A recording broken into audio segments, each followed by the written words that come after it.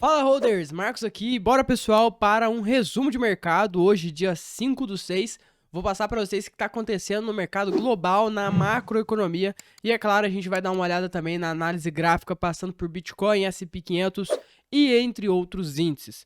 Bom, vamos começar lá na Ásia. Então, os mercados asiáticos fecharam em alta depois que o presidente dos Estados Unidos, Joe Biden, sancionou uma lei do teto da dívida que permitiu aos Estados Unidos evitar a inadimplência de suas obrigações financeiras no fim de semana. Os contratos futuros de petróleo também subiram com a decisão da Arábia Saudita, líder da Organização dos Países Exportadores de Petróleo, OPEP, de reduzir a produção de petróleo em mais de 1 milhão de barris por dia, durante a qual o grupo decidiu manter as metas de produção existentes para 2023.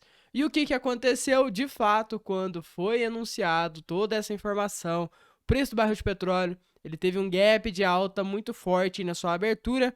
Esse gap foi por quê? O que vai acontecer? Olha só, reduzir a produção. Ou seja, a oferta de barris de petróleo vai diminuir. Se a oferta diminui e a demanda permanece a mesma, significa que o preço vai subir. Então rolou esse gap muito forte aí no preço do barril de petróleo, mas a gente já está vendo que o mercado precificou e está jogando o preço do barril de petróleo para baixo novamente. Europa, os mercados europeus silenciam depois de fecharem em alta na sexta-feira, com os traders digerindo o acordo do teto da dívida dos Estados Unidos e o impacto da inflação na zona do euro.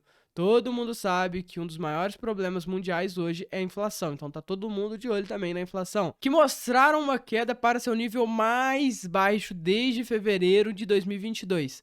A presidente do Banco Central Europeu, Christine Lagarde, disse que a leitura de 6,1% ainda é muito alta, sugerindo, junto com as outras autoridades do Banco Central Europeu, que o ciclo de alta do Banco Central teria que continuar. Então, aumento de taxa de juros aí para a Europa nas próximas reuniões, né, de acordo com a presidente do Banco Central. E aqui eu tenho dado para vocês. Então, de fato, a inflação na zona do euro sai de 8,5%, né, no mês de março ali de 2023 e atualmente está em 6,1%. Realmente está acontecendo uma queda bem forte lá. E essa queda a gente sabe, ela ocorre por causa do aumento da taxa de juros. Estados Unidos, os contratos futuros de ações dos Estados Unidos operam ligeiramente mistos na segunda-feira, após um rally generalizado que levou o S&P 500 à sua melhor semana desde março e o nível mais alto desde agosto. O presidente dos Estados Unidos, Joe Biden, sancionou no sábado a Lei de Responsabilidade Fiscal que permitiu aos Estados Unidos evitar a inadimplência de suas obrigações financeiras no sábado. Antes, o projeto de lei do teto da dívida foi aprovado no Senado por uma margem de 63 a 36 na noite de quinta-feira, ganhando apoio suficiente de ambos os partidos para superar o limite de 60 votos na Câmara para evitar uma obstrução. Na quarta-feira, o projeto havia passado pela Câmara por 314 votos a 117. Os investidores avaliam o que pode estar por vir a seguir para a política de taxa de juros do Fed, uma vez que a incerteza se o Banco Central interromperá sua jornada de aumento de juros quando se reunir no final deste mês se espalhou. O Fed tem aumentado as taxas desde março de 2022, com o objetivo de aliviar a inflação e esfriar a economia. Então, se a gente pegar o monitor de taxa de juros, a gente vai perceber o seguinte: a próxima reunião é no dia 14/6, então a próxima reunião está chegando. E quase 80% dos investidores, dos economistas, acreditam que não vai ter aumento da taxa de juros, enquanto 20,7% acredita que vai ter um aumento de 25 pontos base. Esse aqui é basicamente o monitor de sentimento que eu utilizo para ver se o mercado está otimista ou se ele está pessimista em relação à macroeconomia. E o que eu consigo perceber é que, de maneira geral, para a próxima reunião, o mercado macro ele está precificando um cenário mais positivo para a renda variável e mais negativo para os rendimentos dos títulos. Criptomoedas. As criptomoedas caem nesta segunda-feira após um breve pico na semana passada. Os dados econômicos dos Estados Unidos podem ser o próximo catalisador para o movimento nas criptomoedas. Bom, pessoal, vale ressaltar que está tendo muita manipulação. A gente está no mercado que não está tendo volatilidade, ou seja, um mercado extremamente lateral. E o que a gente consegue perceber é o seguinte: se o mercado cai, tem liquidação na ponta compradora. Se o mercado sobe, nem que seja um pouquinho, tem liquidação na ponta vendedora. Se o mercado tem um movimento rápido para cima, tem liquidação na ponta vendedora.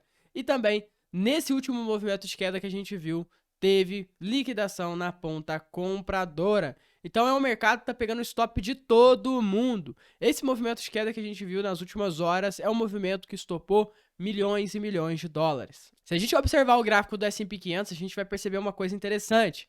No dia de hoje ele abre num candle de alta, mas ele está justamente em cima de uma região muito importante de resistência.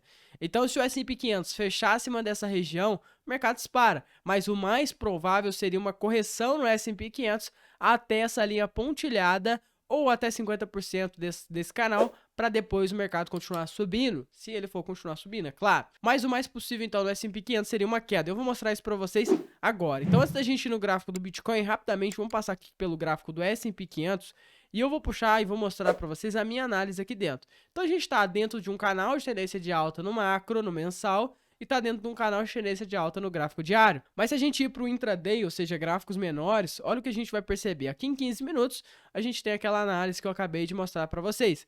Estamos em cima de uma resistência de preço, e o mais provável seria um recuo do S&P 500. E se a gente sabe que no S&P 500 pode ter um movimento de queda no curto prazo, nós podemos puxar isso para o Bitcoin e também fazer o mesmo movimento de precificação.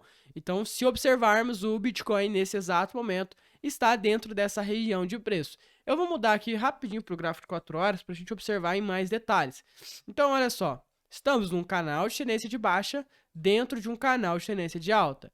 Esse canal de tendência de baixa, ele está sendo muito respeitado e é a tendência que temos agora no curto prazo. A nossa análise do S&P 500, ela diz pra gente que é bem provável que o Bitcoin faça um movimento que busque regiões inferiores, como por exemplo, essa marcação aqui embaixo, ou até mesmo, dependendo do movimento, se for muito rápido, regiões inferiores de 26.200 dólares.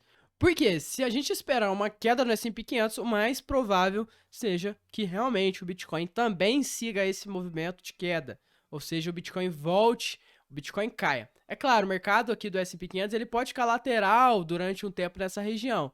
Mas na minha concepção, o mais provável é uma volta do S&P 500. E se isso acontecer no S&P 500, acontece aqui também no Bitcoin. Então pode ser que o Bitcoin faça um movimento de pullback nessa linha que agora virou resistência de preço, faça um movimento nesse sentido para depois continuar caindo. Então durante o dia a gente está vivendo de fato uma grande dependência do S&P 500. Por isso vale a pena a gente ficar de olho nele. Ressaltando, o mais provável é o S&P 500 fazendo esse movimento de baixa, isso é o mais provável, é o que a probabilidade diz, e o Bitcoin fazendo esse movimento de queda. E esse movimento de queda vai encontrar suporte nessa região de 26.497 e principalmente nessa região aqui de 26.129 dólares. Então, bom pessoal, essa é a minha análise do dia de hoje. Se você gostou do conteúdo, não esquece de se inscrever no canal, deixa o like no vídeo e comenta aqui embaixo pra mim qual é a sua opinião do mercado. Bom, um forte abraço a todos, até o próximo vídeo, falou, valeu, é nóis!